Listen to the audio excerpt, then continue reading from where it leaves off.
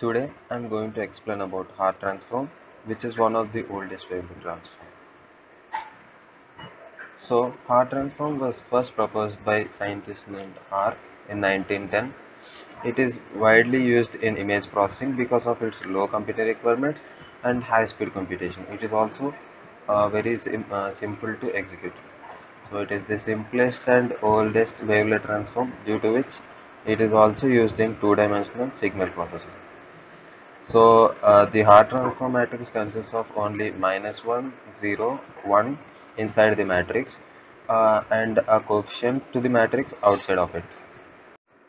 So now we'll look into the general formula required for the computation of Hart transform. So this is the general formula for the computation, where H is the Hart matrix and F is the image matrix, which is of size n by n, and T will be the resultant transform of F. So the basis functions which are required for the matrix are uh, h naught of z is equal to 1 by root n, which means that the first row of the Haar matrix is always 1 by root n. Here 0 represents the row number.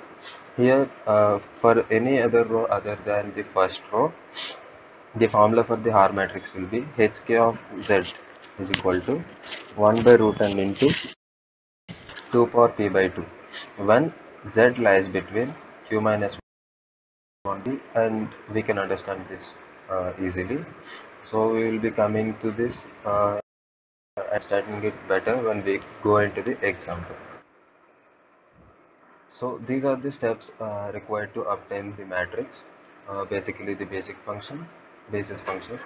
So basis function is generally represented by hk of z, where z belongs to 0 and 1, and k goes from 0 to n minus 1. And k is equal to 2 power p plus q minus 1. Uh, when we calculate the basis functions for kth row, we will obtain the corresponding values for p and q. When p is equal to 0, q is equal to 0 or 1. This is a fixed one.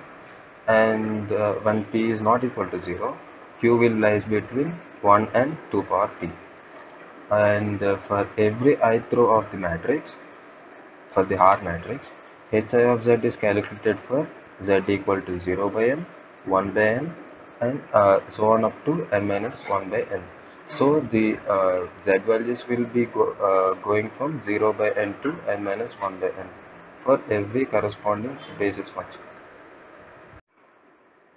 So now let us look into an example which will give us a better idea about the Hart transform. For instance, let us consider n is equal to 2, which is the simplest one, which will be useful for us to understand it easily.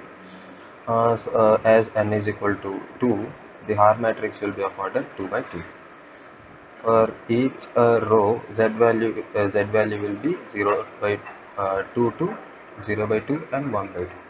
As we have seen it here, that the z values will be 0 by n, 1 by n, and so on up to n minus 1 by n.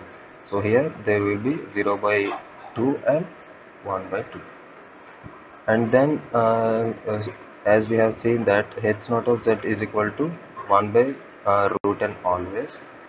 So the h naught of 0 and h naught of 1 by 2 will be 1 by root n, that is 1 by root 2. And now for h1 of z, k is equal to 1, as it is for the second row, that means n minus 1th row. So for that calculation, k is equal to 1, p should be 0 and q should be 1, so that we can get the k value is equal to 1. As we have got the value of k, p and q, now let us calculate the h1 of 0 and h1 of 1 by 2, as z value go from 0 by 2 to 1 by 2. So here k value is equal to 1 and z value is equal to 0, and p and q value will be 0 and 1. And when we look into this, q value is equal to 1 and p value is equal to 0. When we substitute those into this limit will be 0 and this will be 1 by 2, and the value of z is 0, which lies between 0 and 1 by 2. So we have to take 2 power p by 2 as the basis function here. So as p value is equal to 0, as we have seen before, it will be 2 power 0 by 2 by 1 by root n. So we can see that here it's 2 power 0 by root 2, which is equal to 1 by root 2. Similarly, when we calculate this for h1 of 1 by 2, the z value will be 1 by 2, which lies between these two extremes. So now the basis function there will be minus 2 power p by 2 by root n, where p is equal to 0. So it will be minus 2 power 0 by root 2, which gives us minus 1 by root 2. Now, as we got all the values of basis functions required for the Haar matrix, we can obtain the Haar matrix easily. So, Haar matrix is represented by H, and this 2 gives the value of n, which is 1 by root 2 into 1, 1, 1 and minus 1. Similarly, we can calculate the Haar matrix with the n value as 4, like this. So the applications of Haar transform are, Haar transform can be used for image compression. For example, if you have an image with pixels with pixels 256 by 256, uh, we can compress it by JPEG image compression technique, and we can obtain 8 by 8 sub images, and we can transfer the file to the desired location rather than transferring 256 by 256 image. For subband coding also, Haar transform is required, and it gives the filter bank coefficients required for the subband coding. Now we'll look into the MATLAB code for the Haar transform. First, we read the cameraman.taf file into IM, and then we will display it. And we use a direct function for Haar transform named as art2, which means 2D Haar transform. This 2 means 2D Haar transform, and we'll apply the transform for the IM, which we have read, and it will be the 2 level Haar transform, level 2 Haar transform. And here the parameters are: A will be the transformed image, H will be the horizontal details of the image, B will be containing vertical, and D will be containing the diagonal details of the image.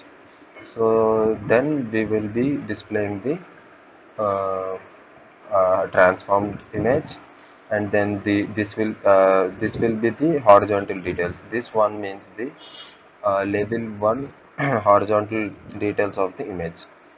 Similarly, the vertical and diagonal details of the image. So after displaying, this will be the actual image when we use the command image_sc on the actual image, that is IM. And after applying the Haar transform, this will be the transformed image, which is transferred by level 2, where we have given this parameter as 2. And when we use this command, which is displaying the transformed image, we will be getting this one.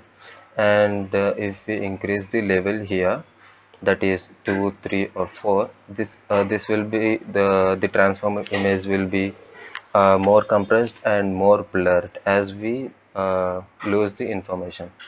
So here this 2 means that actually this cameraman.tf images of 256 by 256, and when we transform it by level 2, it gets divided by 2 power 2, that is 4.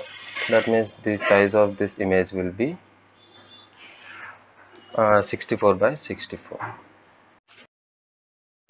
So as we wanted to visualize the horizontal, vertical and diagonal details of the actual image, we can see the level 1 details of the image. This image will be containing horizontal level 1 details of the image. This will be containing vertical level 1 details of the image, and this will be containing the diagonal level 1 details of the image. Similarly, we can see the level 2 details of the image, which gives us more information than the level 1, as we can see it clearly. So these are the level 2 horizontal ones, these are the vertical, and these will be containing the diagonal details. As we have done the transform of level 2, we will be having only two levels of sub details, like horizontal ones and vertical ones. Uh, so we can use these quotients for subband coding also. That's it for R transform. Thank you.